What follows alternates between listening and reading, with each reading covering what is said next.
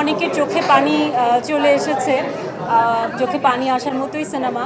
আজকে আমি আমার নিজের চোখের পানি একটু সংবরণ করছিলাম, কারণ বিগত কয়েকদিনে যত সিনেমা বেরিয়েছিল আমি প্রত্যেকটা সিনেমা দেখে চোখে আমার পানি চলে আসছিল। সবাই আবার না ভাবে যে প্রত্যেক সিনেমার দেখে আমি কাঁদি। আমার মনে আছে আমি দাগিও যখন দেখতে গিয়েছিলাম তো আমার খেয়াল করেছিল আমার চোখে পানি ছিল। কিন্তু সাবা অসাধারণ একটা সিনেমা। যারা সত্যিকার অর্থে যে কোনো একজন প্যারেন্ট হারিয়েছে বা অভিভাবক হারিয়েছে তারা খুব ভালো রিলেট করতে পারবে। আর সিনেমাটা দেখতে দেখতে আমি আমার নিজের জীবনের অনেক স্মৃতি আমার মনে পড়ছে আপনাদের সাথে। আমি আমার ব্যক্তিগত জীবন খুব একটা কখনো শেয়ার করিনি, কিন্তু আমার বাবাও 2.5 মাস প্যারালাইজ ছিলেন এবং আর 2.5 মাস প্যারালাইজ থাকা অবস্থায়, বেডরিডেন থাকা অবস্থায় আমার বাবা মারা যায়।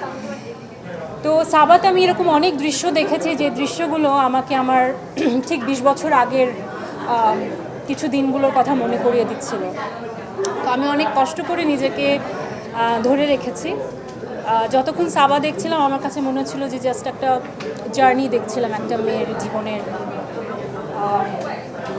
জার্নি দেখছিলাম আর কি। এই দারুণ, আমি বলবো পুজোর ছুটি চলছে, সবাই আসুন সিনেমাটা দেখুন। বাংলা সিনেমা এভাবে এগিয়ে যাক। এবং সাবা দেখার পর বুঝতে পেরেছি যে বিশ্বমঞ্চে কেন এই সিনেমাটা এত প্রশংসিত হয়েছে।